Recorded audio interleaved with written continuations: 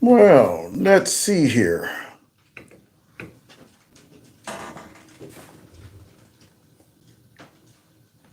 Hello, anyone there? Yes, I am here.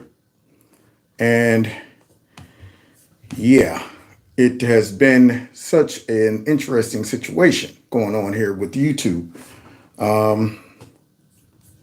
Let me see.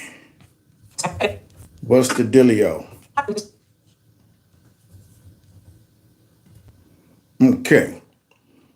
All right. Let me go and see if I can find the stream.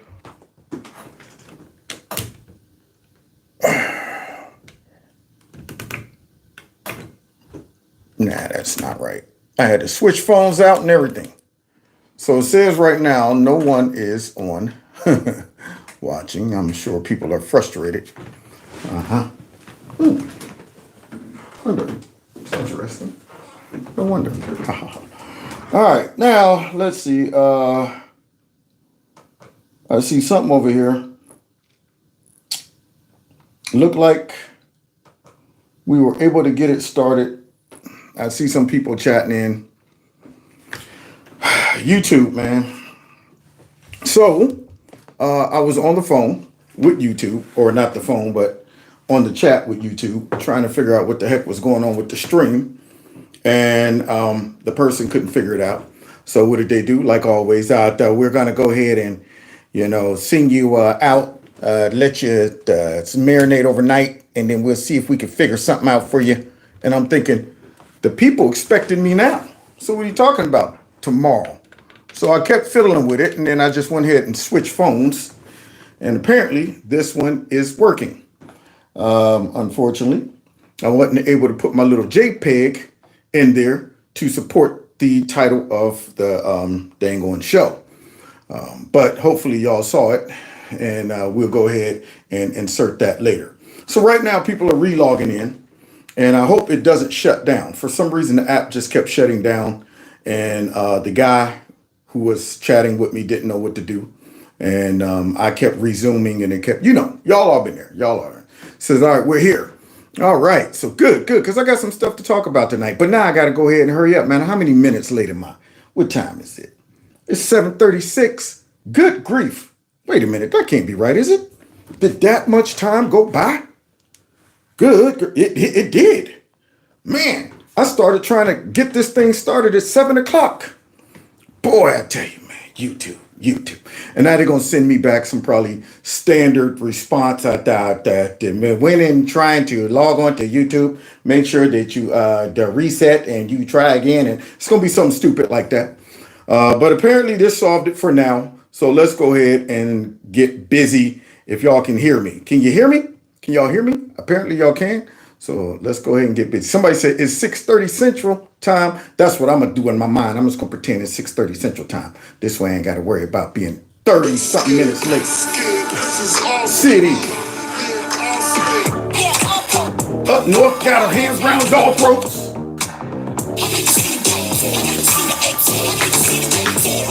Yeah. Now, guys, just in case this is your first time joining the show, hit the like button, share my videos, follow me on all the other social media platforms. And it was the wrong song. You're right. Here, let me switch that out. See, I'm glad y'all know my lineup better than I do sometimes. Yeah, I know. Wait a minute. See, y'all all right with me? Y'all all right with me? Let me go ahead and bring this back up here. Okay, see, there we go. Now y'all seeing how the sausages are made. Y'all seeing how the sausages? Okay, then put that right there. Bam. Then take this, cut, yeah. And then paste, bam. See how I'm working it? Yeah, okay. Then go right back to this, bam. And go right back to this, bam. And look where I'm at. Yeah.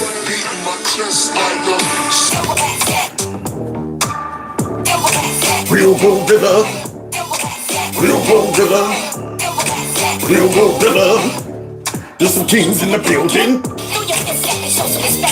Gorillas in here. Gorillas in here. Gorillas in here. Gorillas in here. Now, went ahead and fixed that, didn't I? All right. Now, so anyway, don't forget, check out Kevin's Corner Store. And don't forget to text MAGA to this number, 330-974-4607. And finally, if you want to support the channel through my Cash App and PayPal, you can do that as well. And I would definitely appreciate it. Also, I uploaded some clips, some standalone clips for your references and your pleasure. And they're sitting right around maybe 800, 900 views already. And I'm saying that's bullcrap. Go, Gizmo. Go. Go. Get on out. Let's get that going already. Scram. Oh, scram. Scram. Gizmo, scram for me. Go on now. Go on. Get. He's been doing this itching, scratching thing, and it's been sounding like he's over there banging on the bongos when he's in the room. Can't have that. So he got to get until he get that together. All right. So anyway, with that being said, let's get into what we're going to be talking about tonight. Because, see, there has been an unlikely alliance that has been formed on the right. And the question becomes, how did that happen? What could possibly bring some of these folks together, which we're about to go ahead and check out. But we're also going to figure out what could possibly do that. So let's go ahead with no further ado and jump right in. Starting off with... Without further ado, Vice President Kamala Harris. Hold on. Vice President, thank you so much for doing this and making the time. Of course.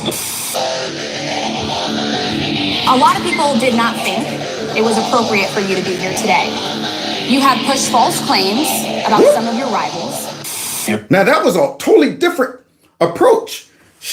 This is the same black, I guess the black journalists, the group of folks they're supposed to be interviewing Donald Trump then versus Kamala Harris. Look at the difference. Look at the difference, y'all. Hold on, let's see. Americans across the country say it's their number one concern, and that's the economy. Everybody that's on the Democratic side is whether or not voters are better off now than they were 4 years. Wow, they probably got a candle lit, some wine, some, let me see, the martini and Asti Spumante. Yeah, got her nice and relaxed. Are you okay? Are you comfortable, Madam Vice President? Soft voices, no attitude in the voice, and they made sure they brought out two gentlemen with no bass in the voice to ask her questions. Look at how relaxed she is. Look at how relaxed she is versus Trump. You have told 4 congresswomen of color to go back to where they came from. You have used words like animal and rabbit to describe black district attorneys. You've attacked black journalists, calling them a loser, saying the questions that they ask are, quote, stupid. Wait. So we going from rock music to classical? To classical? Now, you think this woman is concerned about that environment? Look at her. Again, so it's not just about getting by, but getting ahead. Please, I'd like to ask you more about... Please, I'd like to ask you more about... No bass, no attitude, no nastiness, no questions to come out with sarcasm mixed and sprinkled all through. No wonder she's skirting. No wonder she's able to go on all these programs and feel comfortable regurgitating the same old garbage. The opportunity economy, housing is part of it, as well as expanding the earned income tax credit, financial support, as you mentioned, for first-time buyers. Why should black voters trust you after you have used language like that? I think I answered the question so in such a horrible manner. First question. You don't even say, hello, how are you? I think it's a very rude introduction. I don't know exactly why you would do something like that. And a few weeks left. Wow. So don't see the difference? But yet, no, there's no bias in the media. Absolutely not. Those folks, when Trump was on that same platform, came out throwing nothing but punches at him. He was dodging bullets, arrows, grenades, you name it. But then when Kamala came on, we're so happy to have you here. Brought out 2 very gentle men and a woman, and just asked her some very soft questions and took whatever answer she gave. Whatever answer she gave was satisfying to them. They were just fine. So now everybody's starting to wonder, well, what's going on with Chameleon Harris and the weird weirdo Tim? I mean, are they going to just go ahead and try to ride this thing out until election night? Or are they going to actually get down and do some tough interviews, ask answer some real tough questions. That's the thing that everybody wants to know. At least I do. But apparently, Democrat surrogates and stuff don't feel that that's important. They think that they're doing a great job already. Until this is all over. This is Gretchen Whitmore, just in case you're wondering. The one that was okay with getting her kidnapping faked and stuff like that. The one that was okay with locking down everybody up there in Michigan. Except her husband. Except her husband who wanted to take his boat out. This is that same lady right there, the witch, Gretchen Whitmore. Here we go. We've heard other Democrats in your position suggesting that they want to see more from Vice President Harris and Governor Walz in terms of not necessarily speeches in controlled environments, but town halls with voters, more interviews, mixing it up, press conferences. We're only 44 days to the election. 44 days. And she hasn't even mixed it up. Yeah, controlled environments like that one where the piano was playing, nice and soft. Yeah, she don't go anywhere where anybody can ask her a tough question because she malfunctions then. That's what happens. She'll malfunction. So he's asking, which is shocking to me, fake crapper, you know, I mean, he's pretty fake. He's pretty fake and he's pretty crappy at the same time. But apparently, Wretched Whitmore is going to try to answer that question on behalf of Chameleon and Kamala. Now, we all know the real reason. They can't put her out there. And we're going to go ahead and show you why they can't put her out there. Her or the woke weirdo. By the way, does anybody know the expected date where J.D. Vance and the woke weirdo is supposed to debate? I've been trying to find it. I'm like, well, aren't they supposed to debate at some point? I want to see that one. Oh, I don't want to wake up the next morning and y'all be like, Kev, did you see it? Did you see it? What? I missed it. I want to know. So if anybody know that date, put it in the notes. Okay, so here we go. October 1st. Woo, that's coming up. The woke weirdo's about to get the business. And I'm going to show you why in a minute. Here we go. Do you agree? Would you like to see more of that? You know, I have incredible confidence in both the Vice President and Governor Walz. They have shown that they are happy warriors. They are able to answer tough questions, and they are eager to... Happy warriors. There you go. Able to answer tough questions, and they're eager. So, well, let's see. Let's see. Here we go. Let's see if we share her confidence. Yeah, well, we covered a bit of the Oprah Kamala show earlier. And her A-list cheer squad, Raymond, surrounded her, including Meryl Streep, your fave. Wow. So wait, she goes on to Oprah, who loves her. Used to love Trump, though. She used to love Trump. But Oprah brings her on some type of show and invites all of these guests, these very famous rich guests, these very out-of-touch people. These are all of the antics that the left have to pull to try to drag folks over to vote for Chameleon and the woke weirdo.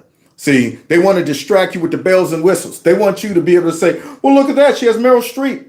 I mean, look who else is chiming in tonight. So let's see who all is supporting Chameleon and the woke weirdo. Yeah, but Laura, she couldn't even properly address Streep. This is an Academy Award winner, been a public fixture for decades. Talking to Meryl Streep, and I think she needed a cue card. Listen.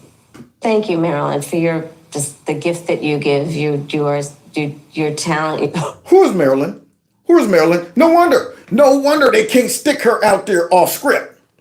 No wonder she got to regurgitate things that she memorized. No wonder she got to go onto networks and they have to ask her similar questions that she was asked during the debate so she can simply repeat those. So thank you, Marilyn. Now, why is it that Chameleon seemed like she is fully inebriated? Thank you, Marilyn, for all that you do. Because, girl, let me tell you something.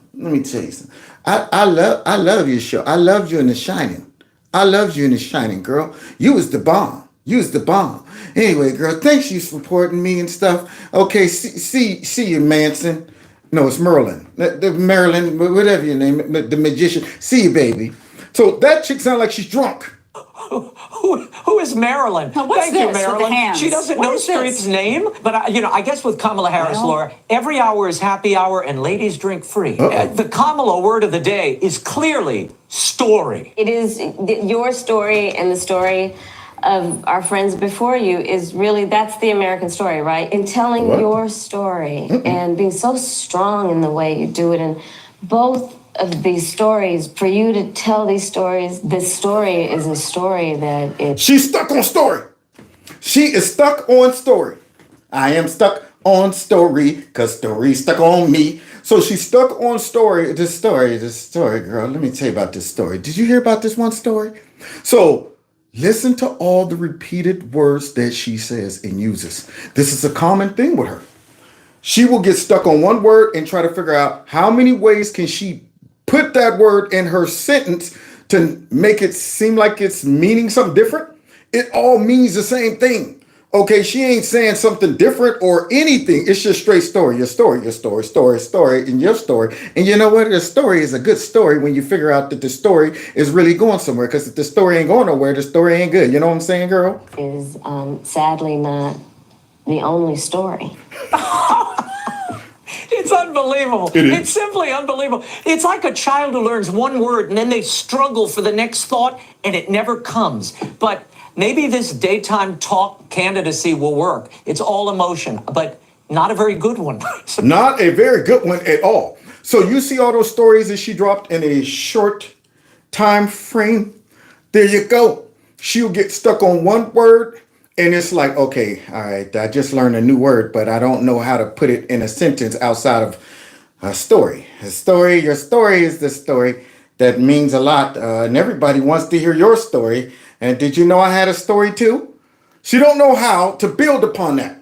So she gets stuck with one word and she'll keep repeating that over and over again. So now we know why Wretched Witchmore definitely don't want to see more of her and Tampon Tim out there actually sitting in a hostile environment, like Trump and J.D. Vance, like all Republicans, every environment outside of maybe going on Fox News or some of the conservative networks, but every environment is hostile when it comes down to conservatives going on liberal networks.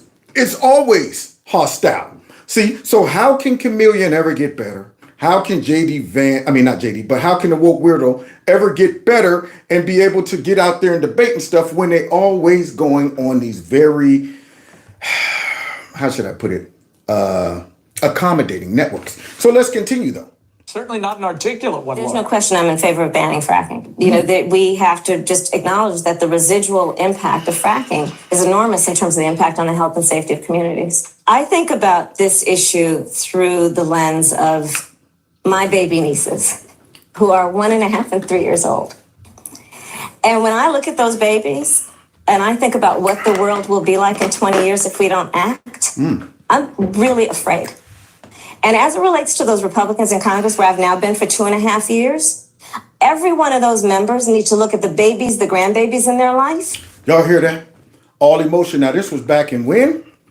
Okay, 2019. No wonder she can't go out there and get on Fox because she's asking for another debate. But she don't want them kind of problems, especially if they're going to be on a network that is not going to do what that last network did, which is co-debate with her.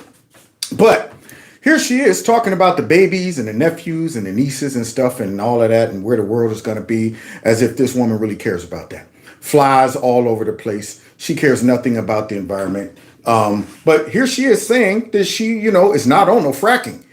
And if she was to go on any network besides, say, like this one, they would let her have it on a whole bunch of stuff. So the best thing to do is either keep her hidden, send her out there with those very softball questions and environments. And that's it. Because she don't want that type of smoke. Come to Kevin's Corner, Chameleon. Yeah, I got some questions for you. And then look in the mirror and ask themselves, why have they failed to act? And in 2019, you said, quote, there is no question I'm in favor of banning fracking. Fracking, as you know, is a pretty big issue, particularly in your must-win state of Pennsylvania. Sure. Do you still want to ban fracking? No, and I made that clear on the debate stage in 2020, that I would not ban fracking. As vice president, I did not ban fracking. As president, I will not ban fracking. And Dana let her get away with it. Dana let her get away with it. See, and Democrats across the board is running interference for her. Check out this dude, guys. Now, you've talked about this quite a bit. Vice President Harris, as you know, once supported a ban on fracking when she was running for president in 2020. She even sued the Obama administration to prevent fracking off California's coast. She was dead serious. If you sued Obama the man who she loved, if you sued the Obama administration, you must really want fracking banned. I mean, when you take time out of your schedule to sue the government, that means you're serious about it. It's a part of your values. So I want to hear her answer why her values have changed. That's what I want to know. Somebody said freeze frame. Now she says she will not ban the practice as president. Why should voters trust that that is really what the vice president believes? It's so strange why we just keep talking about fracking. Back in 2020, I said that that might be an issue, but it's not going to be a defining issue. And now in 2024, we're still trying to talk about fracking. And now you hear this guy? You see this man out here talking about, I don't see why we keep talking about the fracking. You live in Pennsylvania, man. Somebody said I'm buffering again. Try to hit the reset. It looks good over here. On this phone, I'm completely relying on the Wi-Fi. So might have to deal with a little buffering just in case the Wi-Fi start acting up. But this man lives in Pennsylvania, where a whole bunch of his constituents rely on fracking. And what is he doing? He's downplaying the fact that she has not come out and answered for why she personally have never explained why she no longer believes in fracking. She just keeps saying, I said we weren't going to ban fracking back then, and I still mean it. No, you didn't say that on behalf of Chameleon. You said it on behalf of Joe Biden. We want to hear it come out of your mouth. We want to know why your values and your policies have changed. And this bum is running interference for her. And surprisingly, she asked Fetterbum a question that he can't answer. Other side, they're talking about eating cats and geese and dogs and saying absurd things and talking about how if Trump doesn't win, he said that, you have to blame the Jews on that. And just absurd. What the heck is he talking about? See, once again, drag folks off into left field, bring up some cats and geese and stuff like that, which I am going to do a video on because I found a Haitian dude and a pastor who explained some stuff that might make it a little more clear of what's going on down there in Springfield. However, this guy wants to bring up the cats and the geese and stuff because that's the most important stuff to all of the folks up in Pennsylvania that rely on fracking. That's the most important stuff for them. Absurd things, like having a serious policy conversation when the other side is just absolutely on fire. And here's where we are, and here we are also that it's going to be very close in Pennsylvania, and it's not going to be defined by fracking. Oh, yes, it will. See, if she comes out and she says, actually, my values haven't changed and my policies won't change either. See, what she's not going to tell people is once I get in, then I'm going to ban fracking. She ain't going to tell them that, especially if she gets a second term. Now, if folks up in Pennsylvania are that naive to trust that this woman, for some reason now, them became, very supportive of fracking, they're stupid. It would be like all of those guys in the union that voted for Joe Biden, and he said, I'm not going to go ahead and shut down the pipes, the oil rigs and the pipes and stuff, and he shut down all of that mess. And they was like, what, we out of a job day one? So let's continue because this guy's about to malfunction too. And we are talking about it because, of course, it supported 120,000 jobs back in 2022. Let me read you some of what you have said about fracking. In 2016, you called it a stain on Pennsylvania. In 2018, you said you don't support fracking at all. But then in 2022, you said you absolutely support fracking. Well, look at this. You telling me Chameleon is not the only flip-flopper? All Democrats are like this. I hate to tell you, it's very few of them. And if there are, I don't know of them. There's very few of them that will take a stance and stick to it, that will stand on principle and not sit back and stick their finger up in the air and see which way the wind is blowing politically and then decide, well, now I don't believe that. Yesterday I believed it, but now I don't. So let's see how this guy answers the question since he said that it's stupid. I don't even know why we keep bringing up fracking. Senator, what exactly do you like about fracking now? It's strange for somewhat weird gotcha, kind of taking quotes out of context. And, here I am now. I'm a United States Senator, and I won by 5 points, a record margin. What does that got to do with anything? He done came down with Chameleon syndrome. Don't answer the question. Go all around that mulberry bush. I don't know what the heck you talking about. And this man got elected. Can you believe that? Let's continue, though. And again, it might be an issue in fracking, and I fully support fracking. So does the Vice President. But Harris. You didn't. You see what I'm saying, y'all? How can folks support these people? You just got quoted saying that you are against fracking, you despise fracking, all of that, and all of a sudden you support fracking. I want to know, when did you get a revelation? When did you get an epiphany to decide, now I like it? So let's see what he says. And now, if you want to have a serious conversation about policy, then I would challenge Trump and Vance to have one other than talking about eating pets. And we'll have plenty of questions for Senator Lindsey Graham. There's no doubt about that. But to the point, what do you now like about fracking? You say you're not going to ban it. Y'all ready for this answer? Y'all ready for this answer, y'all? You support it now. They're eating dogs. They're eating cats. Again, so, okay. Yes, and any more on fracking? I think. Well, I want to ask you about... Did you hear that garbage? Did you hear that garbage? Oh shoot, I don't know what to say to this. They're eating dogs. They're eating cats. Any other questions on fracking? What was that? Was that an answer? So basically, all Democrats feel they ain't got the answer crap because they don't have an answer for it. For it now. They're eating dogs. They're eating cats. Again. So okay. Yes. And any more on fracking? I think. Well, I want to ask you about the Middle East, actually. In other words, ask me no questions, tell me no lies. Your nose is big enough for a woman twice your size. So there you have it. I ain't got to answer that question. I would just simply say they're eating cats, eating dogs. Democrats, man. Democrats. So now we're starting to see, number one, why Kamala Harris is not going out there trying to defend her record, her flip-flopping, or even take hostile questions from the press, because she can't answer them, and neither can the folks that's out there defending her answer them. Okay, but it's also showing why the Democrats have been driving folks that most of the time wouldn't get together and come together, driving them together.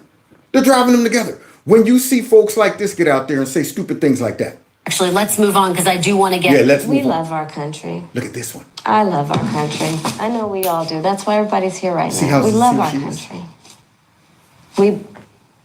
We take pride in the privilege of being American.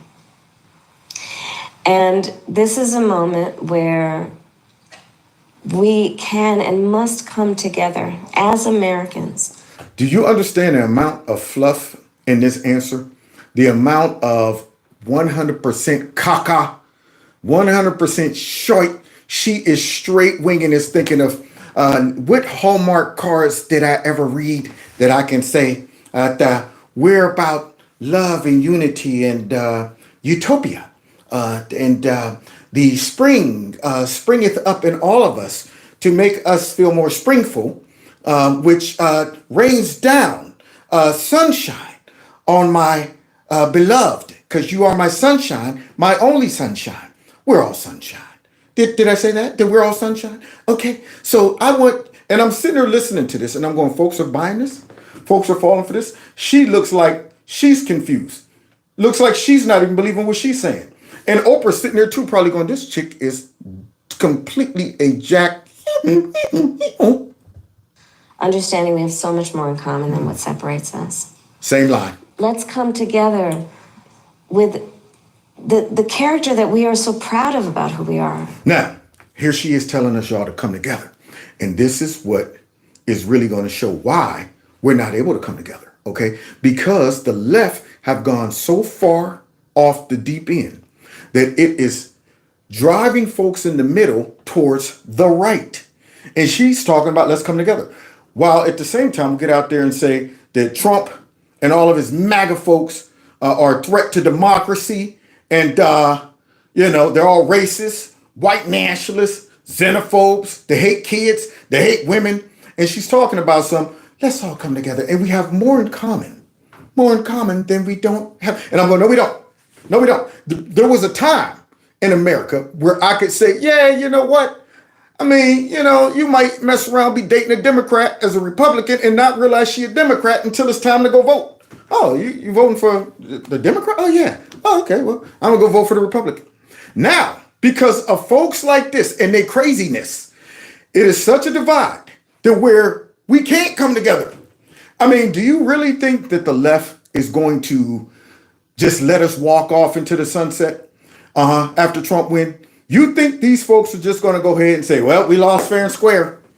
After putting in all the work to brainwash half of America to hate the other half. And the crazy part about this is on the right, we don't hate their voters. We don't hate the left. We just know they're brainwashed, and we might joke about it, call them stupid or whatever. But we're not out there saying these people are, folks that we should go ahead and attack. And if we see a Harris Walz sign, we should ride up in their yard and pull it out. We got the right to attack these people because they're less than us. These people are dangerous. These people are whatever. We're not out there doing that. Okay. The most dangerous folks for us are these people. The leaders of the Democrat Party are rhinos and whatever globalist is involved in this and the deep state. Those are the dangerous folks.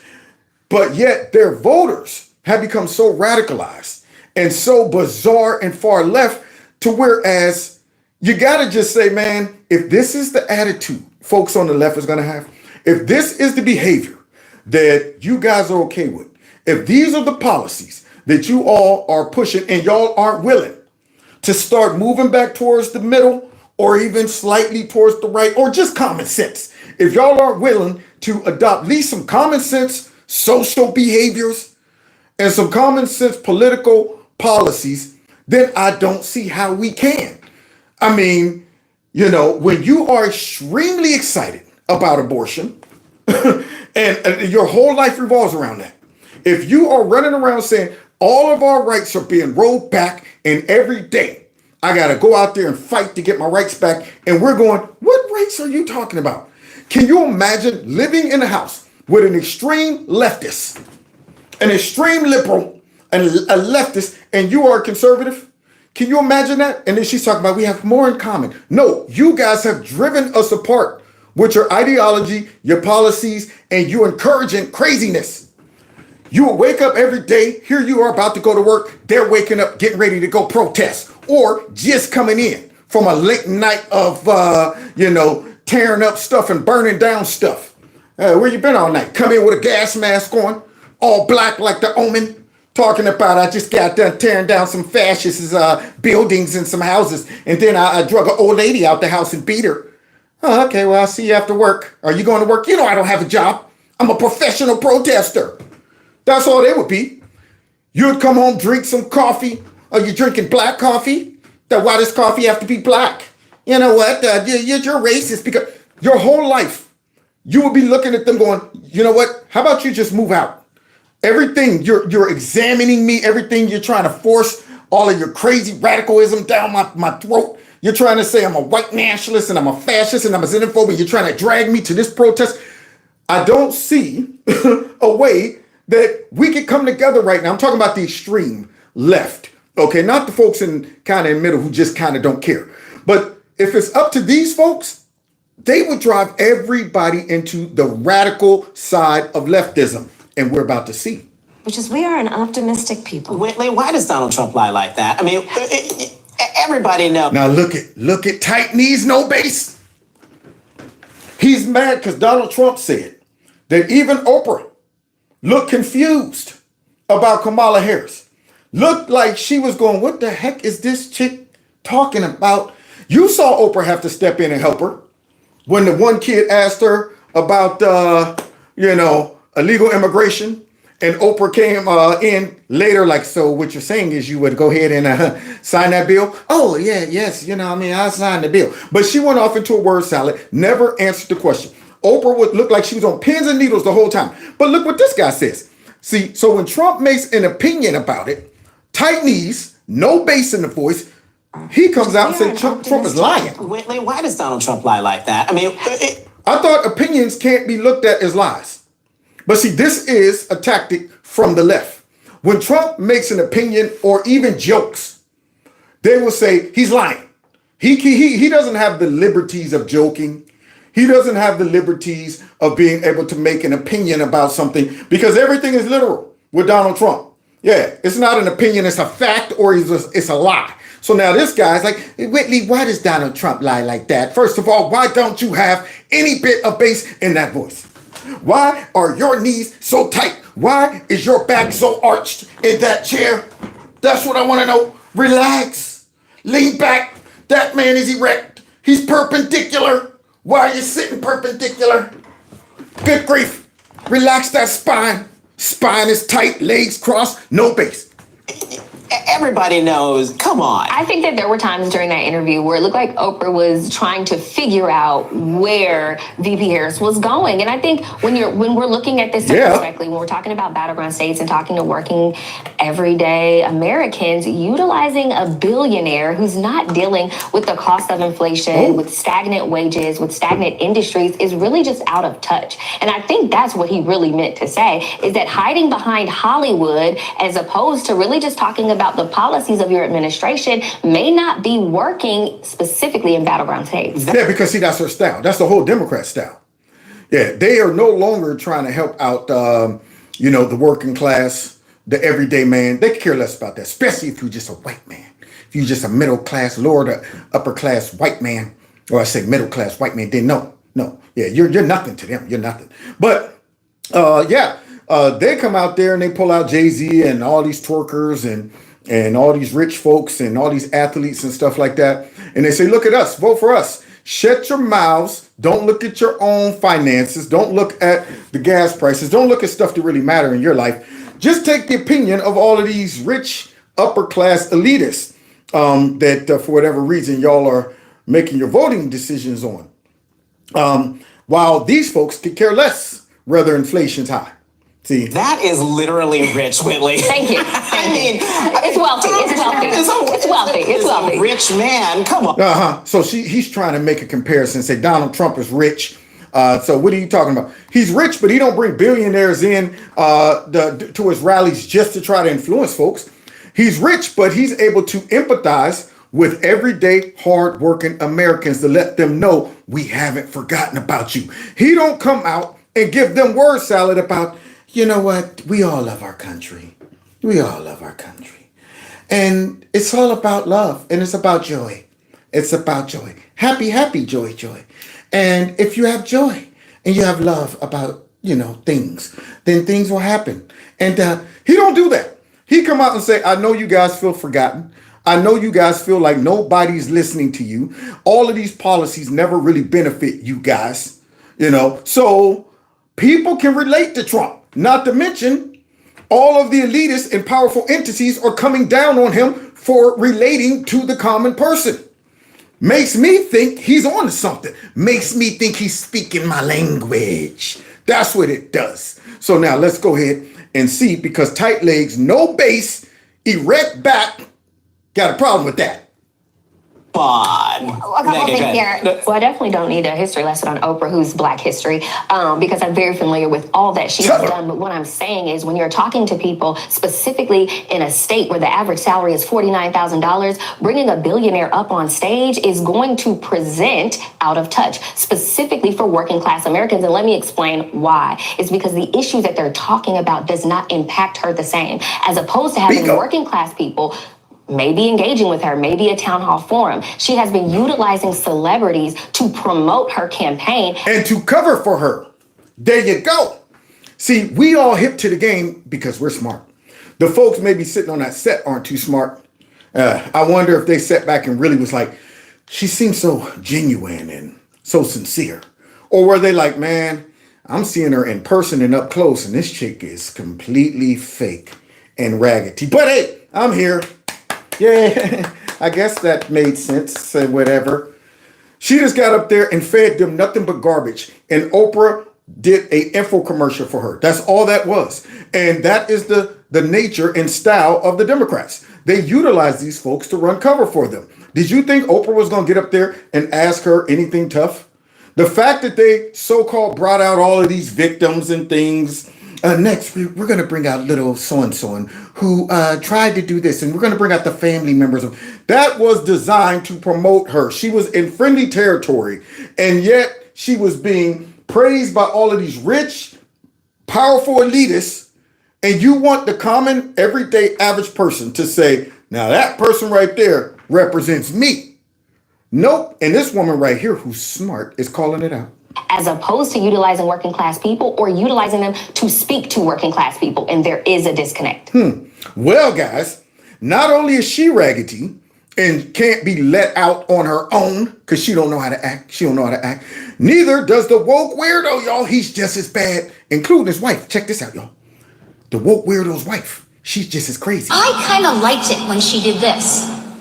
Turn the page. Turn the page. You like that? Okay, so I need you to be with me and practice with me. What are we gonna do? We're gonna turn the page. Oh, pretty good. Do it again. We're gonna turn the page. And we're gonna. The woke weirdo seems nervous. Even he's nervous. Now, first of all, what man holds his hands like this? He's sitting there. What is that? What is that? But his wife is, you see them crazy eyes? Those are the crazy eyes, y'all. Y'all see them? Wide open. Yeah, she got the crazy eyes. And he's concerned that she's going to go off the rails. Now, you know it's bad. When the woke weirdo is going, okay, honey, hurry up, bring it back in. Turn the page. All right, so I'm going to be watching you because when I see Wisconsin, and I'm going to watching nationally on TV because this is a pretty important place in Minnesota. Help you practice. Look, he is so concerned. Like, okay, you had your turn. Now, who's going to be doing this? Who's going to be out there doing this? Who's doing this? Democrats. They're enough to drive folks to the right. There it is. When you get up there on that stage and you see them doing crap like this, antics, turn the page. Turn the page. With this, you just show me this. Turn the page. Right? Turn the page. And you know what else that looks like? Bye-bye. Bye-bye, Donald Trump. Now, see, she would have been good if she'd have just stopped right there. But Tim is, somebody said Tim is in the closet. Yeah, he is. He's definitely in the closet. But look how close Tim is getting to her. That man he's closing in on her. I wouldn't be surprised if he don't, when we get backstage, I'm going to put my hands on you just like when I snatched up our son. Y'all remember that clip?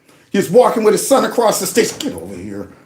Tim might have some problems on the inside, man. Get backstage like, I told you only 35 seconds. You want about 50 seconds to make me, okay? All right, don't put these weirdo hands on you, all right? Because he's closing in, breathing down her neck right about now. Surprised he don't be like, cut that mess out, all right? That's enough. Get on that. Go on now, get.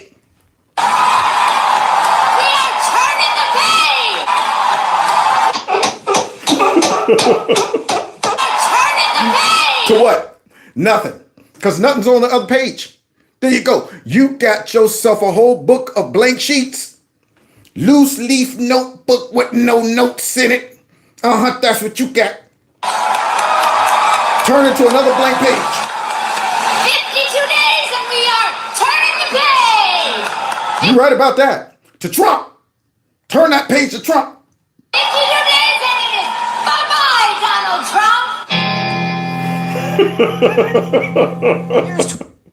Extremely cringy.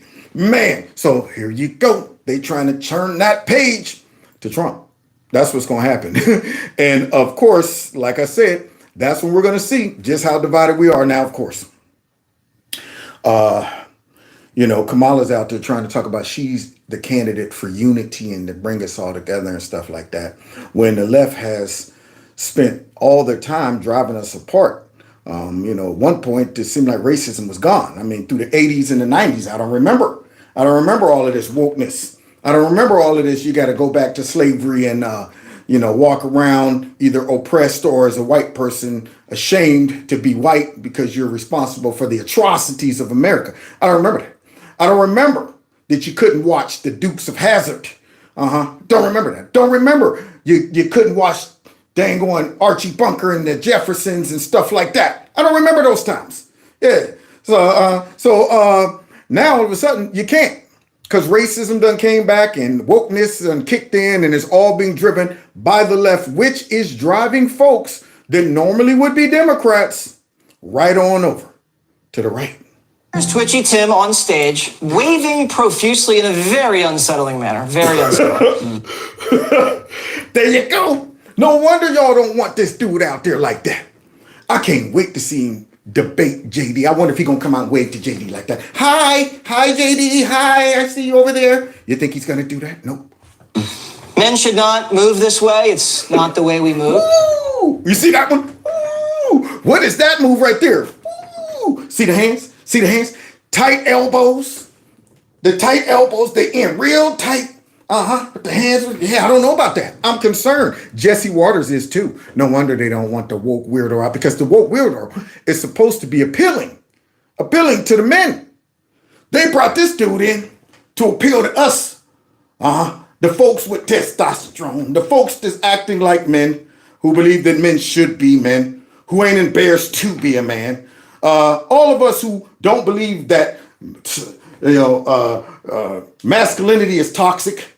Folks like us, regular, hard-working, normal men. Yeah, they brought this guy in, the guy that's doing this, that guy in to appeal to us. Let's see how it's going. And the handshake, probably the most telling.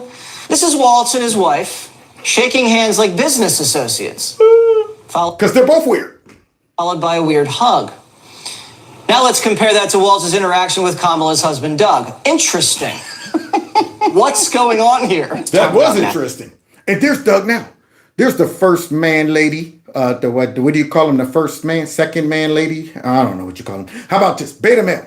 Here's the beta male giving us a lecture on manliness and toxic masculinity, as the Democrats are trying to win men back over to them because they're leaking. They're leaking men. Let's see what he got to say to encourage all us men to come over and support the Democrats. Masculinity for a moment. As being second gentleman. Oh, God. Now, first things first. You ain't doing yourself favors. When the man interviewing you has no bass in his voice. Come on. I say no bass in his voice. Come on. He got no bass. How low can you go? Death row. Where the brother know. Once again, back here's the incredible rhyme animal, the impitible, the public enemy number one. 5, 4, 6, freeze. And I got numb. This guy with no bass in that peninsula right there forming.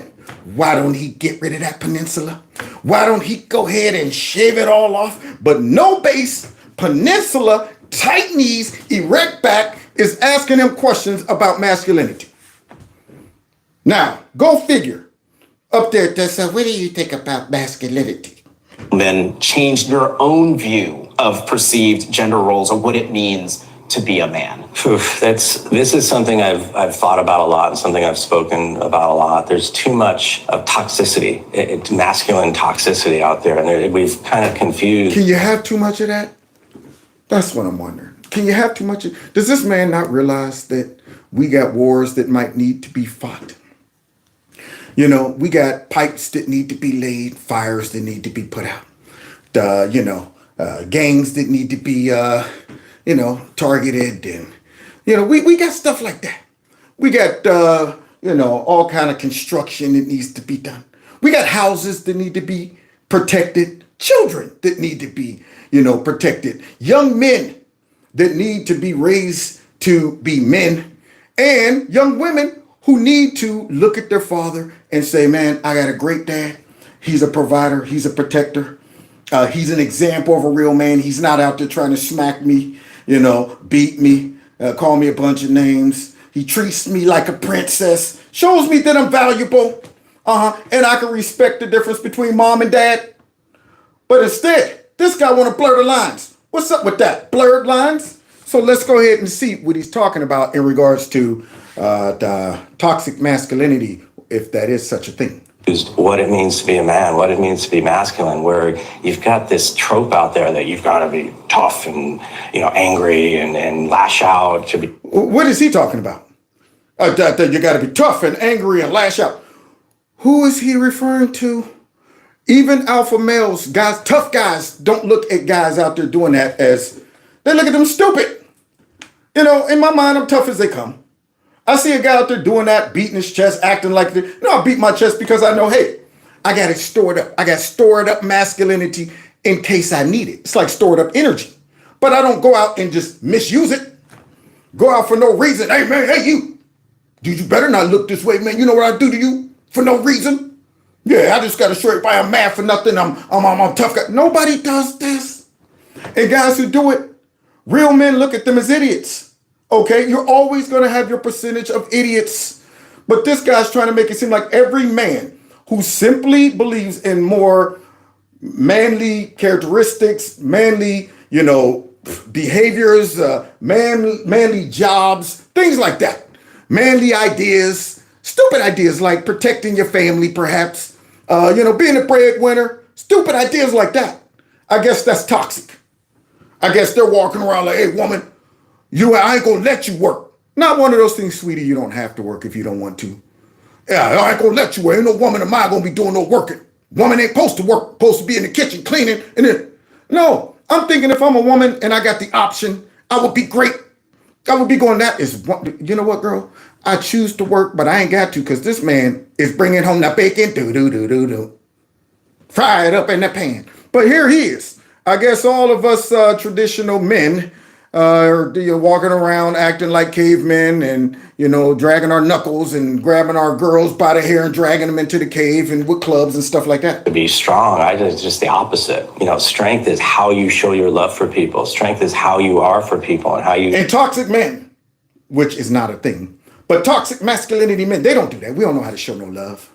Yeah, we're all like Major Payne. I will be sensitive to your needs. You plotting on me, boy?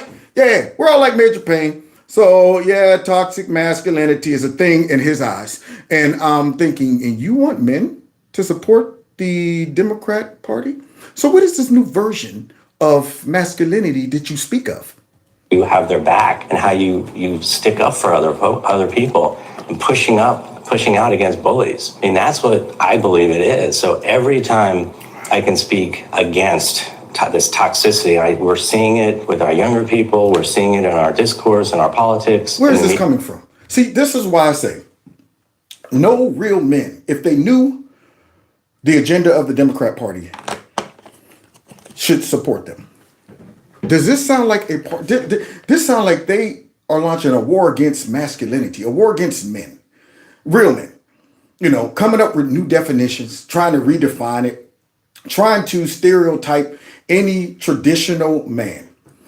Meaning what? If you don't support the LGBT community, now all of a sudden you're too masculine. Only reason you're not doing that is because, you know what? You're toxic. If you're not okay with kids in the bathrooms, that they shouldn't be in, and tampons and all that stuff, and kids out there twerking and mess like that during drag queen, hours and stuff. You're like, what is this kid doing out there? Why is he's 7? Why is he on stage dancing? If you're not okay with that, well, you're too toxic.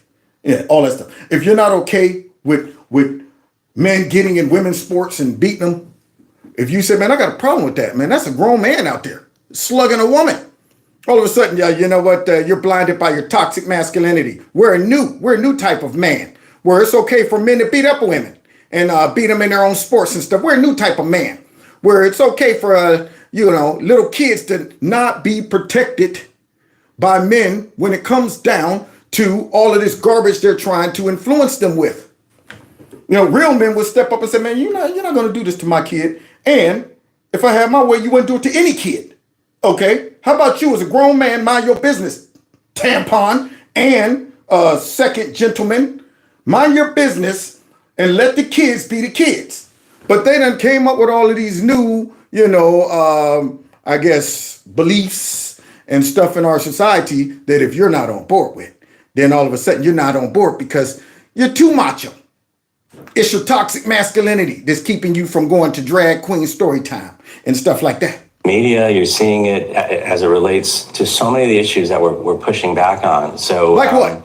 I think it's a problem, and I'm going to continue to use this platform every time I get to speak out against this toxic masculinity that's out there. Didn't define nothing. So let's go ahead and get back to Tampon Tim. See, and see maybe why they're not sticking him out there like that either. There's been a lot of conversation about young men this cycle. In the crosstabs, is Trump going to win them? And it's been kind of up in the air. But at this point, I do think that the gender gap is basically very real with 6 weeks to go until the election. Mm-hmm. And the Gen Z men vote is kind of unrecoverable at this point. So ABC News Washington Post put out a poll last weekend, sort of tracks with some other data I've seen. Harris is winning young women by like 38 points. So that gender gap is massive. She's only winning young men by 3 points. Whoa, now that's major. So that means that there's a large percentage of men that are starting to say, whoa, wait a minute. I'm not able to see myself in the Democrat Party. Yeah, wait a minute. Every time they have their conventions, everybody that comes out to talk has no bass in their voice. See, I'm a little concerned about that. Wait a minute. Why are they saying I got to hide my masculinity?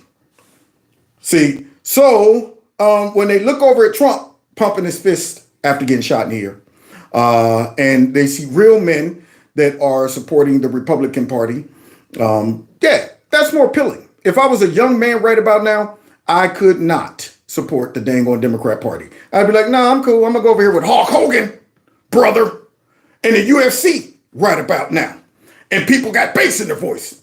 Over Trump. That drift from 2020 is very real. Joe Biden, Hillary Clinton, Barack Obama twice. They could all count on young men, even if they were losing older men. That advantage is now completely gone. And you mean Kamala ain't dragging in all of these men?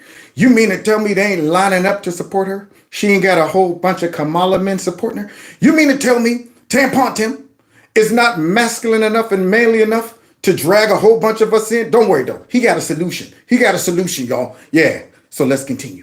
A lot of it, I mean, we can get into why this is happening. Some of it is culture. Some of it is Trump's macho brand. A lot of it's the economy. So Kamala Harris is running on some economic issues, of course, but abortion, that favors women. There you go. There you go. Actually, I think statistics show that more men are against abortion than women. Go figure. Go figure. That's crazy, man. You know, I ain't going to even get into that debate right about now. But nonetheless, that is not something that men are running around going, man, I tell you, one of the major issues for me. And when I hear guys say that, I'm not voting for Kamala because of women's reproductive rights, I go, you're such an idiot. Such an idiot. Even when women say that, I go, you're such an idiot. You don't realize that your rights to reproduce are not in jeopardy and all of this stuff. Y'all are being had. But nonetheless, some guys feel like, hey, honey, look what I'm doing. I'm supporting women's reproductive rights and stuff like that. But the average guy, that's not a high priority.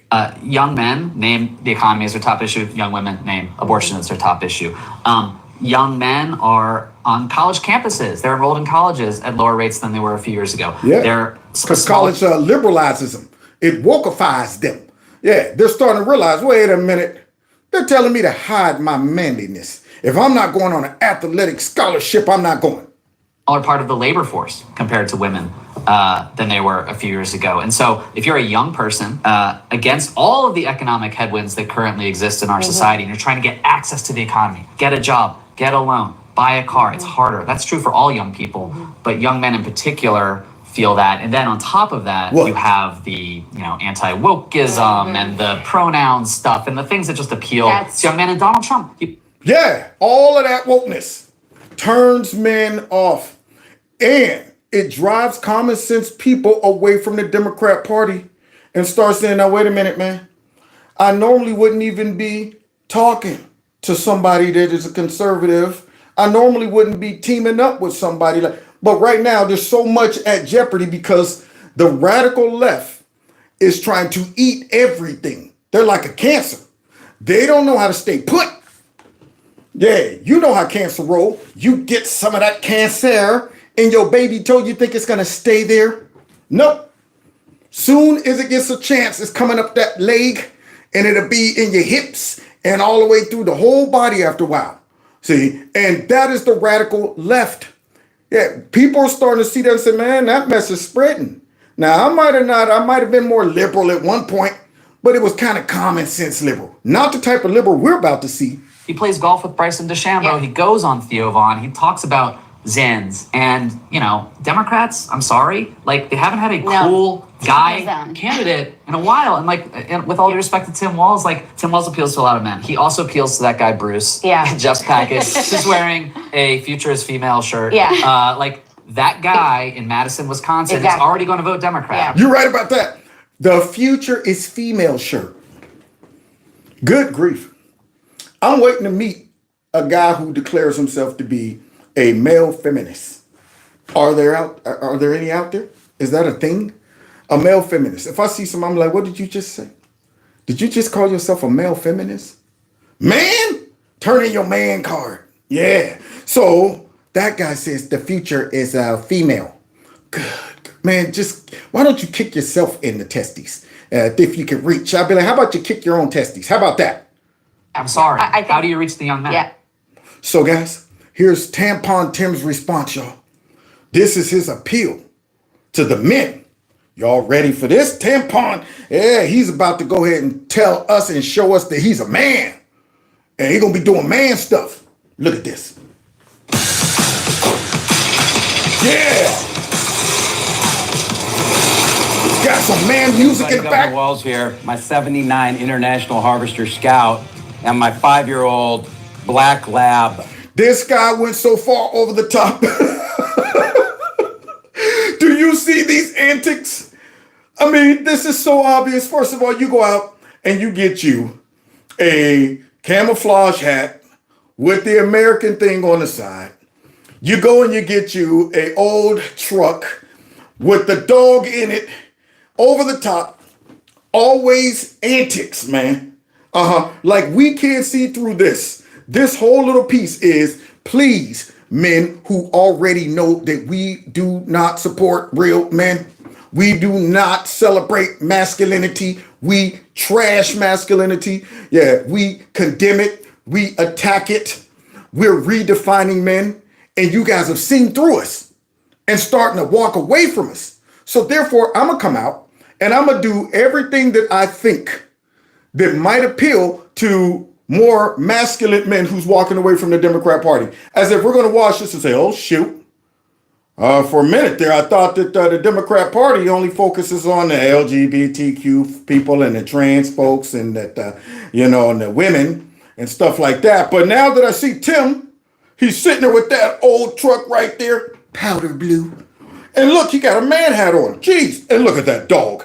That obviously says that the Democrats are masculine. I'm going back. Boxer Scout. Everything works on here, except one thing I'm still tinkering with, cruise control. So I'm going to show you how to fix that. At the same time, we talk about creating an opportunity economy so that everybody can get the opportunity to thrive. So there you go.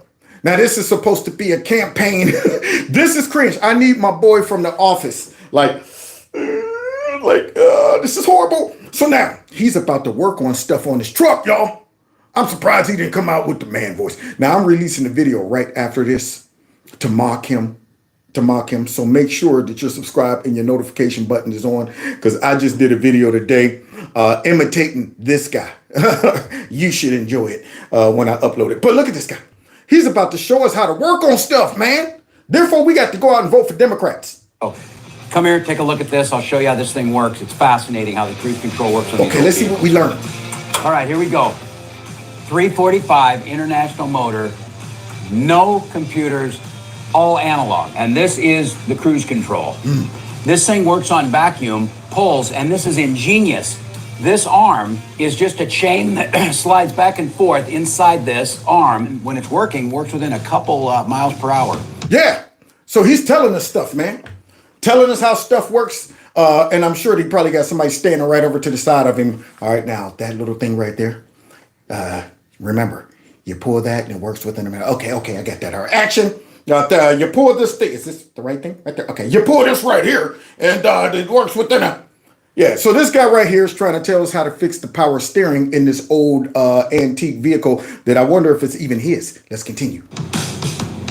If J.D. Vance, along with Donald Trump, get the opportunity, the folks getting the tax cuts are going to be the billionaires. They don't care about fixing the cruise control on a 79 International because they can buy whatever they want. Can you believe the cheese that's coming out of this man's mouth?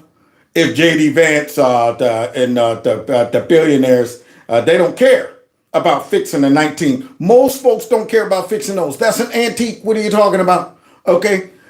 J.D. Vance and Trump, if they have their way, you'll be able to take it and get it fixed. This guy is so fake. This is so cheesy. You'll be able to buy a new one. This would be a luxury vehicle. You think this is his main vehicle? Do you think Tampon is riding around in this every day? I mean, come on, man. But yet he's trying to pretend like this is his only vehicle. Yeah. And if J.D. Vance had his way, You wouldn't even be able to work. What does that even mean? How does that even apply to this? This whole thing right here is turning me off. If I'm a guy on the fence, I'm going, I don't know if I can relate to this dude right here. He seems kind of cheesy. This seems forced. It seems fixed. It seems like this is designed to manipulate me into thinking that all of a sudden now, the Democrat Party is the party of masculinity and real men. Look at that. He's working on a truck. Middle class folks are the ones that need the tax cut, and that's what a President Harris administration will do. Vice President Harris and I believe a lot of values, and one of the biggest value that we share together is when the middle class is strong, America's strong. That's why y'all gonna try to get rid of that mug and go straight into communism and socialism. Yeah, y'all know that when the middle class is strong, we're all strong. That's why you want to get rid of it, because you don't want us strong. You want to break America down. Yeah, you want to get us to a point where we have no middle class. It's just the elites and then the rest. This the same guy was talking about socialism. Now, don't knock it. Don't knock socialism. Yeah, but now all of a sudden, he's just a regular, everyday guy who works on his truck and stuff. Did he ever tell us how to fix it? He said he was going to tell us how to fix it. This thing, old school carburetor. You can always tell something about somebody's maintenance when how clean their air filter is. Look. Yeah, because you probably don't drive it. Probably sits in the garage somewhere, if it is your car, and somebody else cleans it. But nonetheless, here he is. Look how clean it is, because you probably don't drive the thing.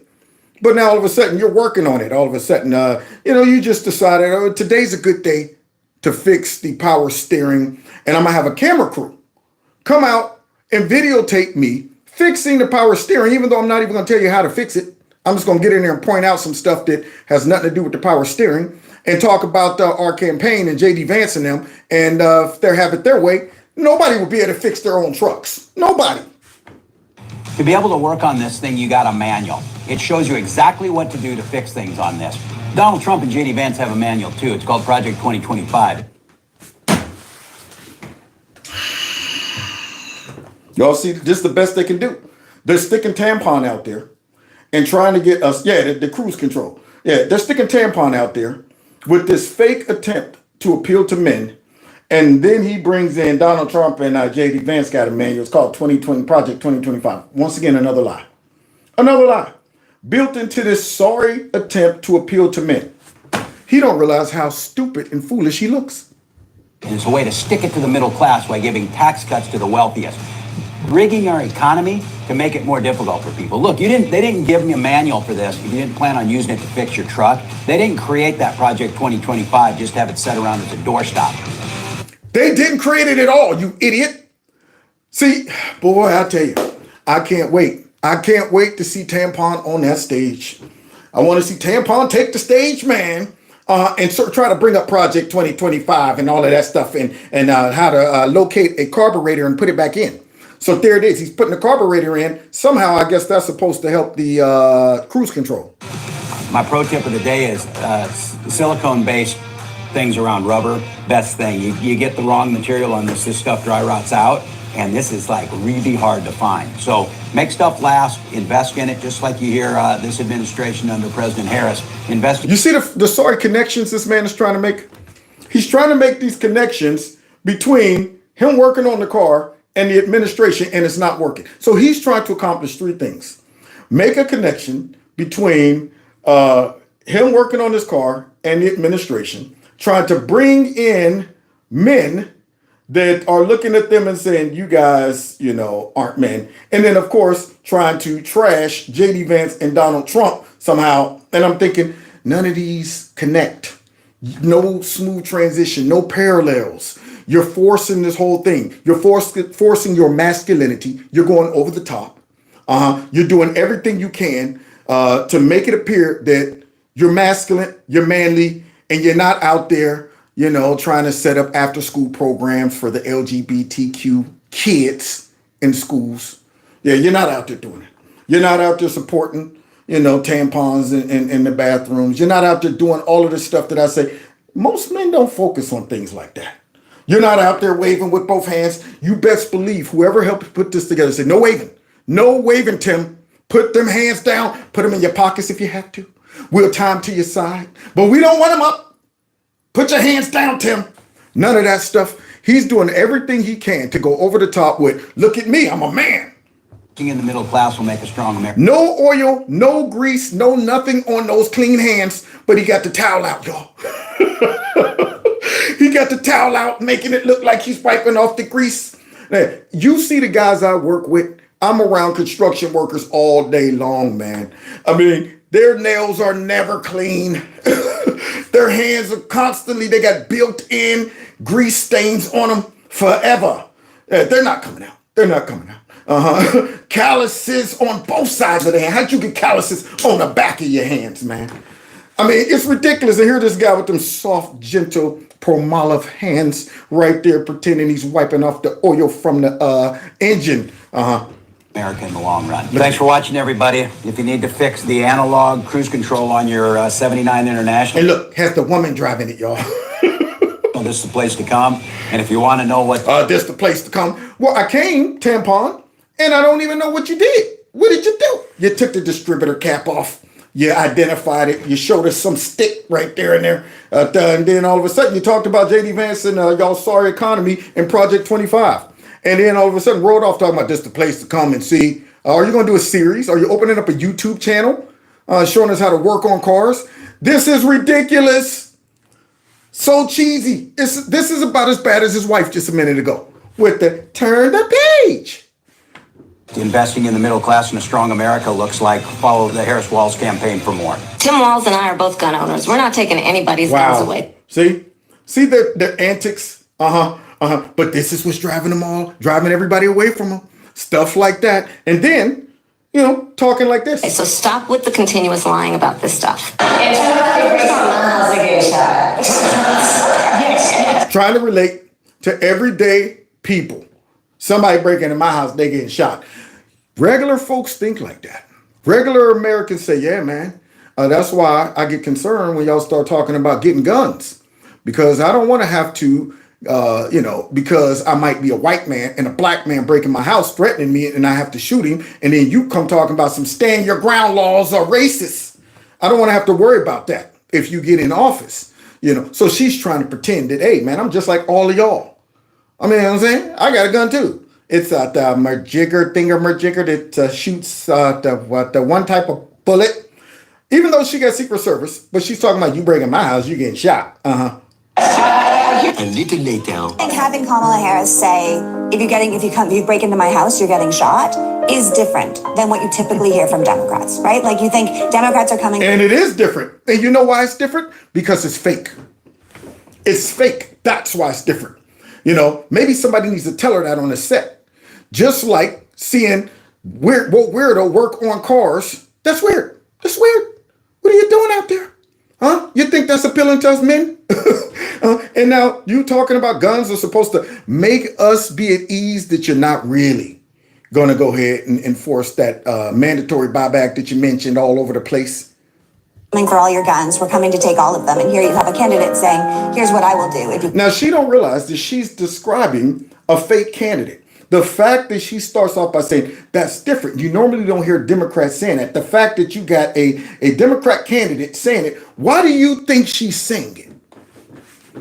You think she's saying it because she just loves guns and she supports the First and Second Amendment now, all of a sudden?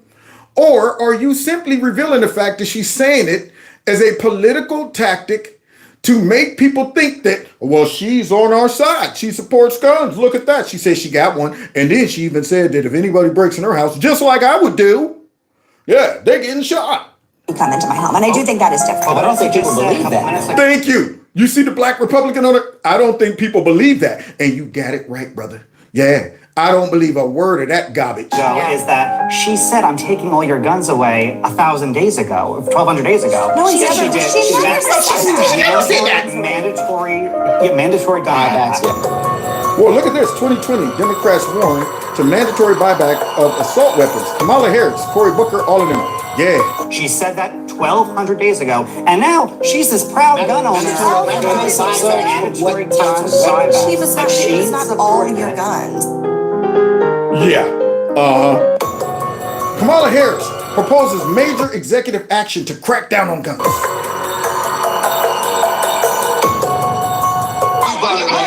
I'm a gun owner.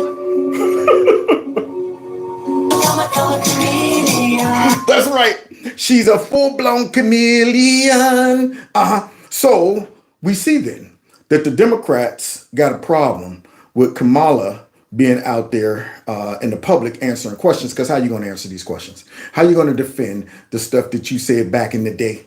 And then you got Tampon Tim out there trying to win men back and stuff like that.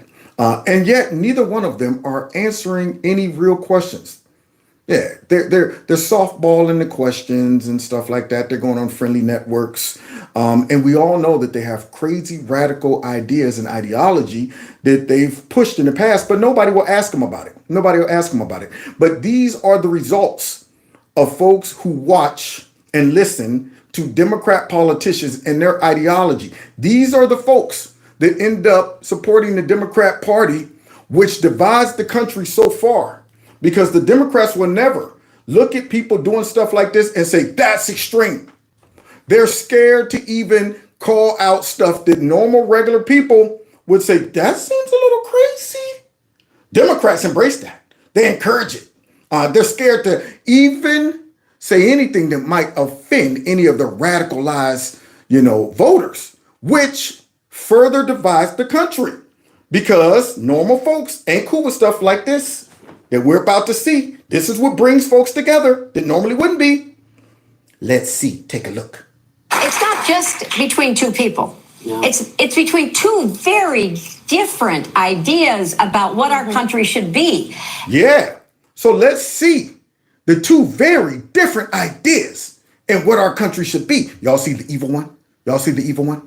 And it's between, democracy and autocracy. It's between freedom and oppression. No, it's between common sense and craziness. It's between being woke and being awake. Yeah, it's a difference.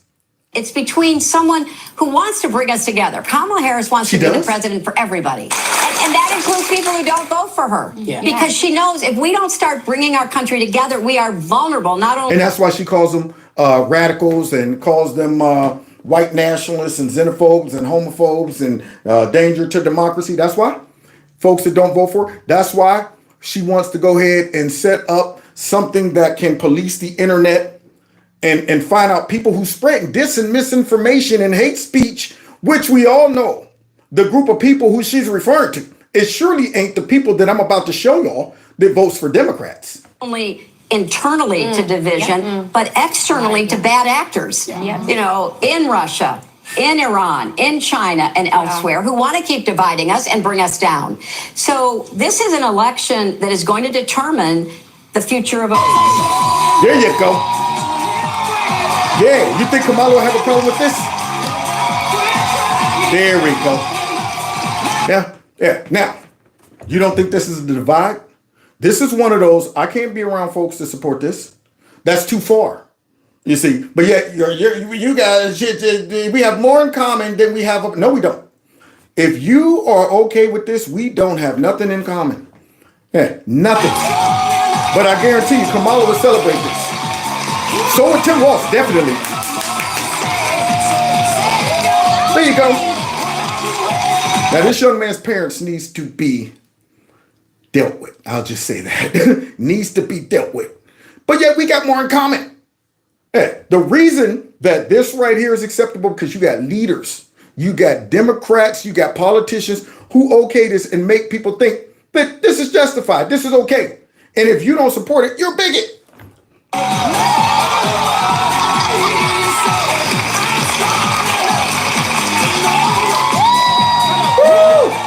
And look at Michael Strahan selling out right there. Hello, Desmond. How are you? How you doing? I would have ruined the whole show. I'd have been like, not how you doing, what are you doing? I would have ruined the whole show. They'd have kicked me off. I'd have been boycotted forever. They'd have straight up had to. I'd be like, dude, hold on, wait a minute. They didn't tell me that this was happening. What? I didn't see this in the script. Hold on. Where's your parents? Why are you out here? Hey, look, how about you go backstage, okay? All right, I don't want you flipping and flopping all on the stage. How old are you? But yet, they're redefining men. They're redefining men. Tampon Tim, and all that stuff. Their whole crew. They will go ahead and praise this. And she's expressing herself. I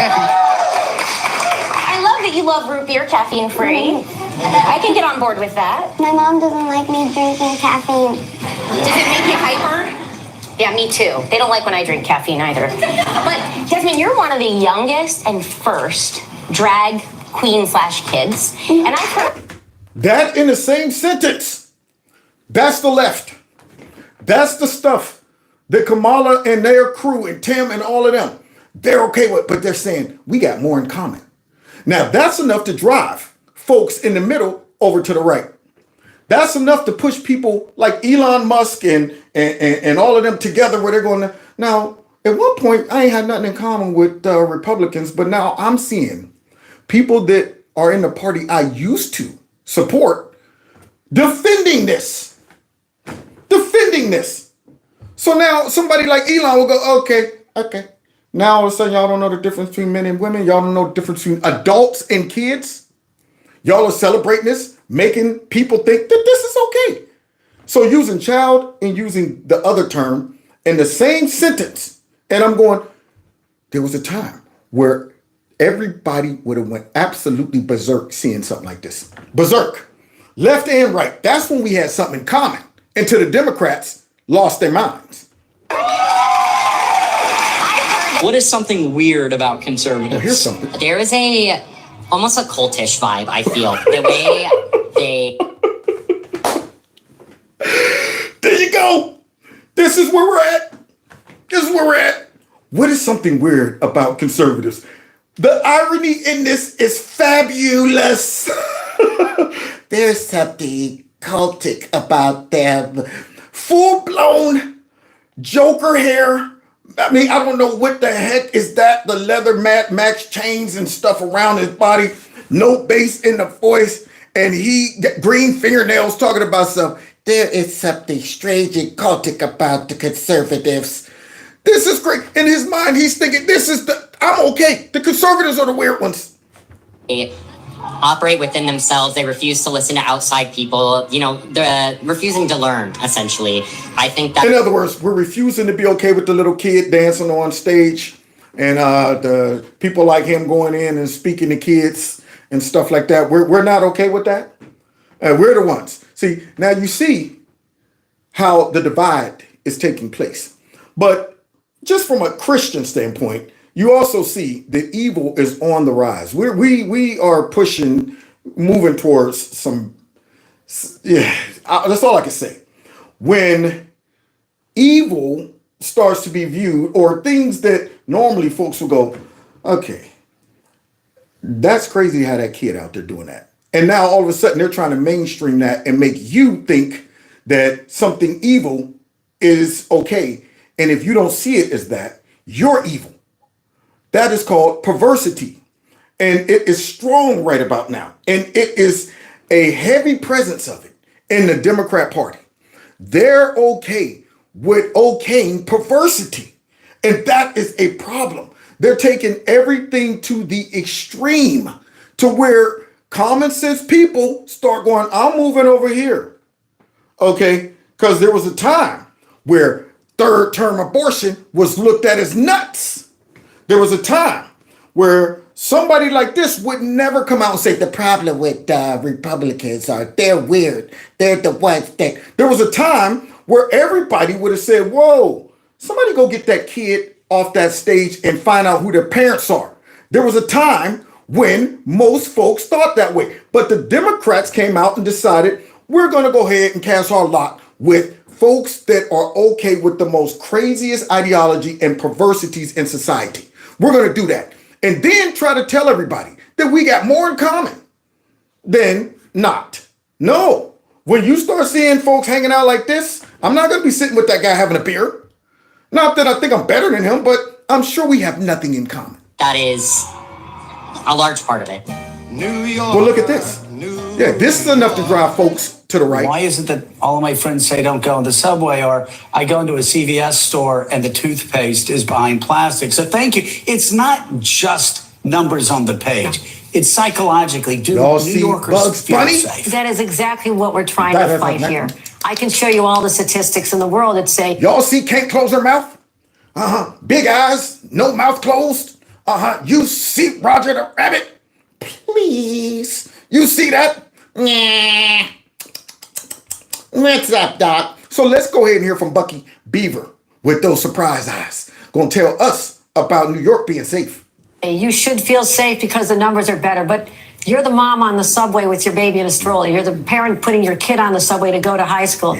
You're that senior citizen going to a doctor appointment. If you're anxious that I'm the governor of the state of New York, I'm concerned about it. And if you feel better walking past someone in a uniform to make sure that someone doesn't bring a knife or a gun on the subway, then that's exactly why I did it. I want to change the psychology around crime in New York City because we are the safest big city in America. First of all, stop lying about that.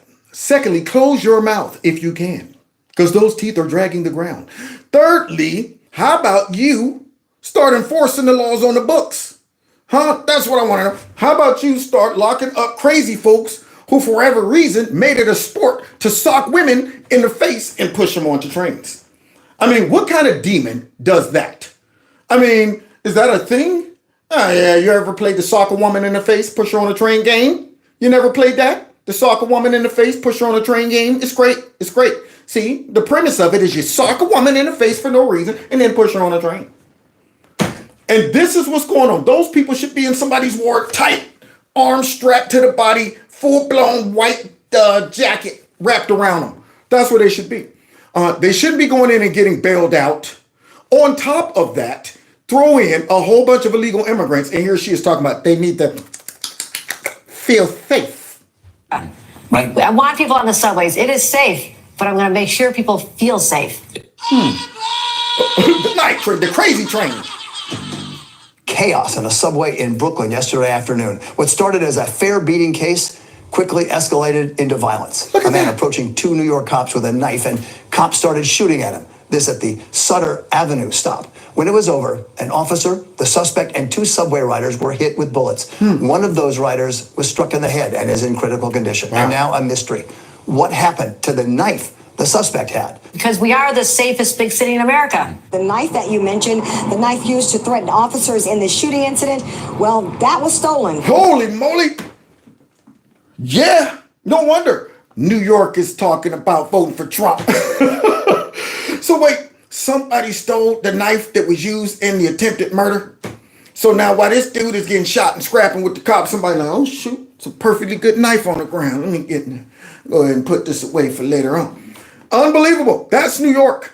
That's enough to make people who say, well, I was a bleeding heart Democrat. Now I'm going, it seems like everything is falling apart under Democrat rule.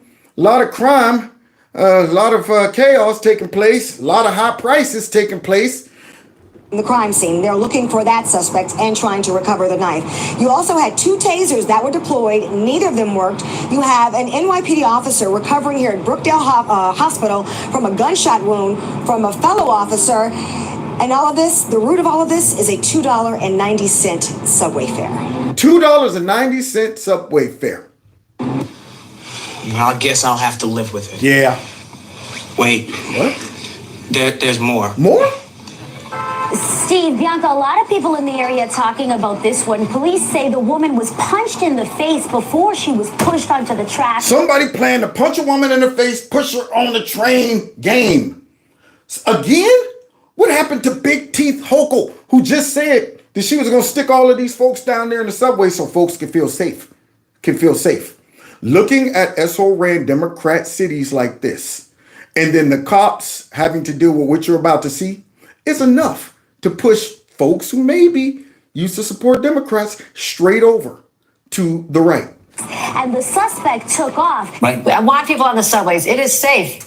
A 62-year-old woman pushed onto the subway tracks at the Jefferson Street station in Bushwick, Brooklyn. Police say it happened just before 6 a.m. She was injured, but with the help of strangers, managed to get out of harm's way before the L train arrived. Wow. You can see how fast they come and just how horrifying that had to be. New York.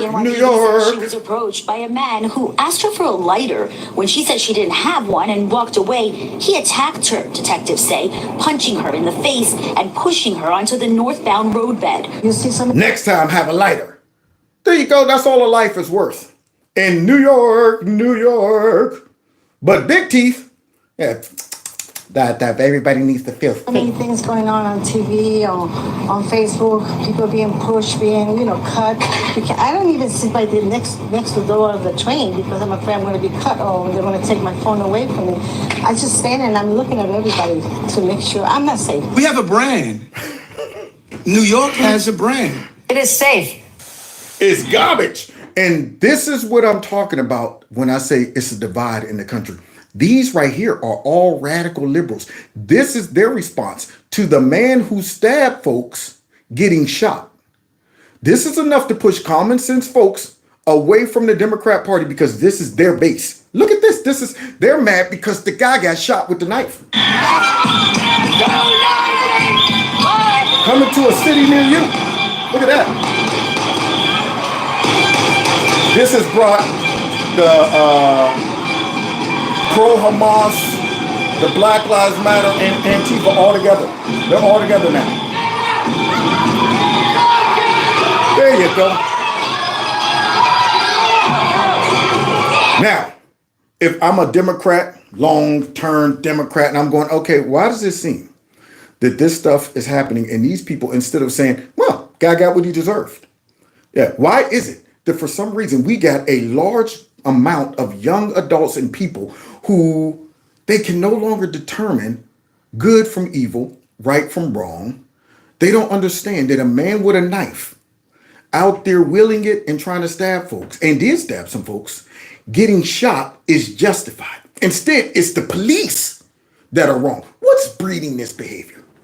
What's motivating these people who at one point in society, they would have all said, hey, dude tried to stab some cops? There he got shot, right? He did get shot, didn't he?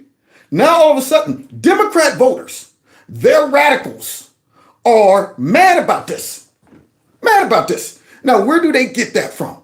Anybody who gets hurt, shot, and they was out there breaking the law, committing crimes, and they happen to be a minority, the cops is always at fault, no matter what. No matter what. It's always some racism. And we got to rush in and do stuff like this because the Democrats have trained us well that everybody's a victim, unless it's just a white man. Now, I don't care how rich I am, how famous I am, how powerful I am.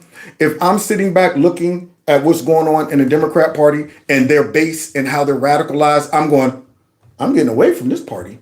I don't want the whole country to turn into this. Look at that. Young kids can't bust a break. Look at the cops. So now it's the cops' fault. Now you got them all down there beating stuff all up in the cops' faces. You don't know what they got on them. But you got to sit there and let them. And they know just what to do. Democrats taught them well. Right up in your face. Got faces covered. Don't know who you dealing with. Don't know if they got a knife, a gun, a bomb, nothing. Radicalized folks happening in Democrat-ran S-hole cities. Do you want the whole country looking like this? You want this crap taking place in conservative and S-hole-ran Democrat cities? Nope. Look at that. All up in their face.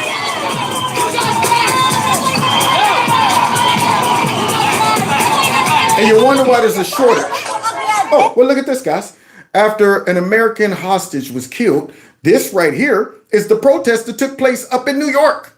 But yet we got stuff in common. We got stuff in common. We got more in common than we have apart. Now, I don't want to hang around folks that are okay with an American being assassinated like this. Okay, terrorists. Oh, look at that. How many kids did you kill today? How many kids did you kill today, huh?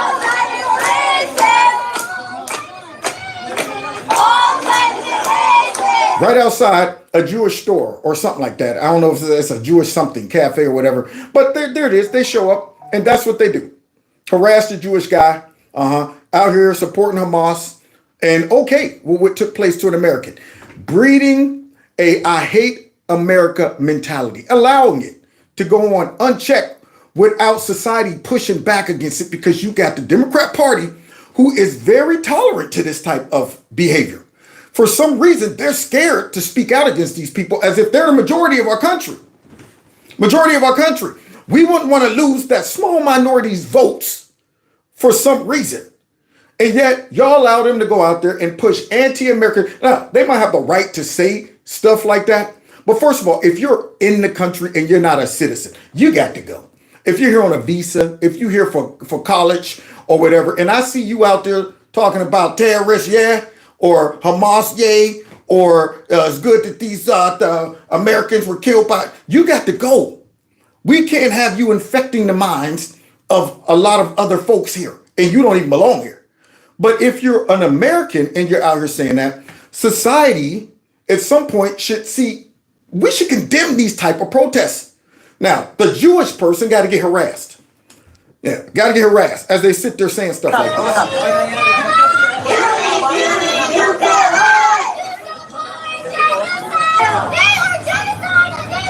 And anytime you show up with a mask on, you are there for bad intentions. Take that mess off your face. Makes me think you're a real terrorist. But it's us, conservatives, white supremacists, white nationalists, who walk around with our faces uncovered, who don't cover up our face when we go out. And if we do have to protest, we don't go out like this. We're not all up in the cops' faces and doing all the kind of crazy stuff they're doing. But yet, these are all Democrat supporters. That's enough to make an Elon Musk come our way.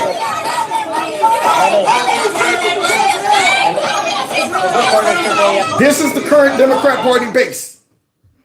So guys, this insanity forms unlikely coalitions. We're almost done. I started late, sorry. You were psychoanalyzing Trump and Kamala Harris. What would you conclude right now based on everything you've seen and heard? This is my boy right here, man. A brilliant mind. So if you are psychoanalyzing Donald Trump right now, and Kamala Harris, what would you say? Let's hear it from the man himself.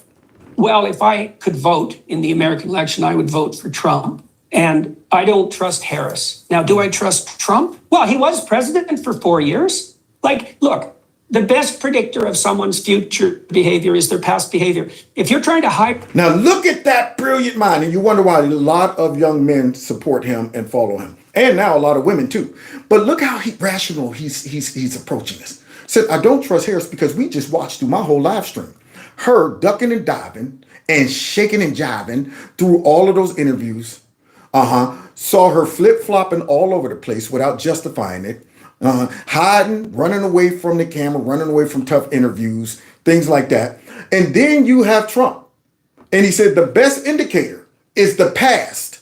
But yet you'll have Democrats come out and convince dummies that Trump is going to now change it all up. Now he's really going to take us into World War III. Now he's really going to go ahead and implement all of his racism and all of his sexism and xenophobia. Now he's really going to take us back to Africa if you're a minority. Now he's really going to do all the things that we swore up and down that he would do his first 4 years. Now he's really going to do it this time, we promise. And look at this brilliant man psychoanalyzing this. Hire someone, and you have documented history of their efforts in precisely the domain that you're attempting to hire for, and the evidence is clear and valid.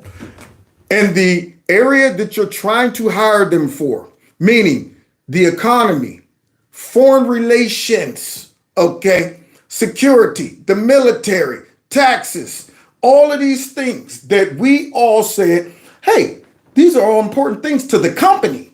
So as the board, we want to see some proven data and track record of how this person would handle this stuff. Well, look at that. We can see that with Trump. Can we see it with Camellia? Can we see it with her? No? Oh, okay. See, this is how every American should be thinking when they go to vote. But unfortunately, we got to divide. You use that in favor of all other predictive markers. So I think it's more appropriate for me as a clinician who knows the psychometric literature to point out that independent of Trump's personality, which tends, by the way, to be a relatively weak predictor of behavior. Y'all hear that? A weak predictor of behavior. But yet that is the thing that the left focuses on, his personality. So many people will vote personality over policies. And that's the problem. That's why they keep you focused on Trump's personality. Look how he says things. Look at his attitude. Look what he does. And Trump did it. But yet they don't want to talk about his policies that worked, that were successful and benefited folks. They don't want to talk about that mess. Focus on his personality. And people will vote personality over policies and then wonder why they can't fill up their gas tank. Wonder why they can't buy bacon anymore and eggs and stuff like that. Wonder why they can't get a house. Wonder why their jobs are being sent overseas. Because they voted for personality. And the Democrats are masters at faking their personality. They will become whatever they got to be to get a vote. Not Trump, but his policies are great.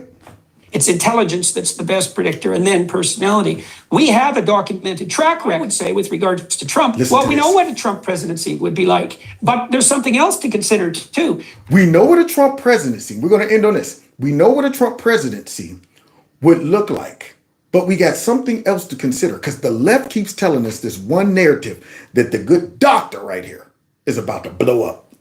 Because you might say, well, that was round one and now it's round two and Trump is older. And although I think he's actually modified his behavior to some degree as a consequence of being beat up so thoroughly over the last 5 years. And although he's a bit defensive, he's also less blustery and more human, which I think is a big plus. But for me, the other thing that I've seen really switch that's really been positive for me is that Trump has pulled a lot of hyper powerful people together around him. Trump has pulled a lot of hyper powerful people together around him. Now, what could bring, and I'm tying it all together, y'all, what could bring all of these hyper powerful people together? Could it be all the stuff I just showed y'all throughout this live stream? All of the chaos, the mayhem, the faking it until you make it, the theatrics, the radicalized base, all of these things. Could it be that common sense folks who at one point might have been Democrat are starting to go, that's too crazy for me.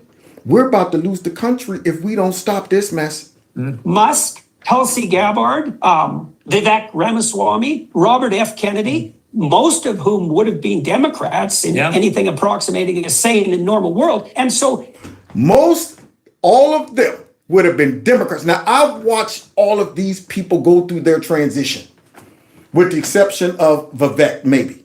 I didn't follow him until he popped up on the scene. But the rest of them, I saw them go through their transition. I saw what made them all say, these folks are not the Democrats that I used to be cool with. These folks is crazy. Lucky I got enough common sense and sanity to realize I don't want the country going that far. They loved Elon Musk, praised him, till he starts seeing that these folks are anti-free speech. I am not liking this. They're all about manipulation and lying and controlling the media. And all of a sudden, they attack him, which made him say, you know what? I used to be a hardcore Democrat, liberal, but now they're so crazy, I'm going this way. Robert Kennedy, same thing. After seeing what they did to him, to call him crazy, he's far right, and this guy right here is a conspiracy theorist and trying to turn his family against him, all of that stuff, making sure he wasn't able to run as a Democrat. That's enough for him to say, I'm going to put my differences aside and I'm going to start moving over here because at least Trump seemed like he still got his senses. He still loves the country. There will be some resemblance of the country if he gets back in. But if Chameleon get in, we won't recognize the country in about 4 to 8 years. It'll be gone. Same thing with Tulsi Gabbard. They loved her at first. Look at that. We got us a woman of color. Till they realized she wasn't as crazy as they are. And then what did they do? The more and more they attacked her, the more conservative she started talking and hanging out. And all of a sudden, look where she's at. But then there's one other thing about what the good doctor said. He said all of these hyper powerful people have now Trump has surrounded himself with all these people. But what do the left always say about Trump? You see, my sense is that somebody whose narcissistic impulses are out of control, because Trump is a flamboyant and dominating character who likes the public light. So you think, well, does he tilt too far in the narcissistic direction? It's like, well, why would he share the spotlight with the rest of this crew? Bam! They'll always tell you Trump's a narcissist. Trump only cares about Trump. Trump only cares about, Trump. He only cares about Trump. Everything is about Trump. If Trump was that, why would he share the spotlight with those heavy hitters right there? That must mean Trump is about America It doesn't matter if this person's a billionaire or they got their own fame or their whatever. Utilize everybody's strengths. And if you love our country and you want to save this country, you're my friend.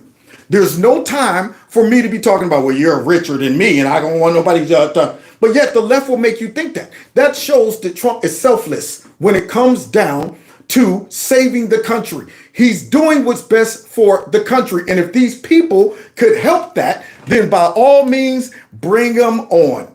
And yet they will tell you that Trump's a narcissist. Why would he share the stage with all of these people? He must realize that these people can, one, help the country because they see what we see.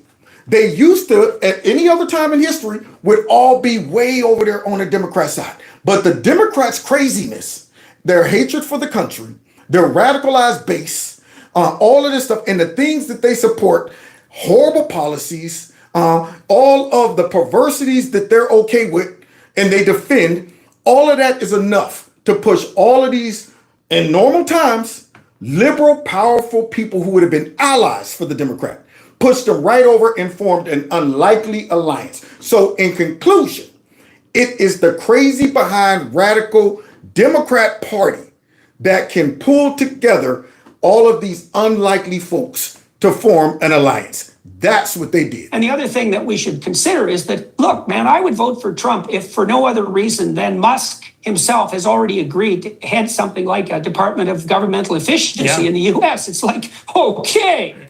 There you go. Okay. So Trump sees their positives. He sees their talents and he's saying, look, no time for ego here. If you could come on board and you can address this and clean that up and save us from this and deal with this issue right here, then you're my friend. And they're saying, oh, my party done went off the deep end. These folks are nuts. These folks aren't the Democrats of old. These are the same people who turned against me and attacked me and called me now radical. Now I see nobody's exempt from the radical, crazy ideology and of the left and the Democrat Party. They will eat their own. That's why I say it's a cancer.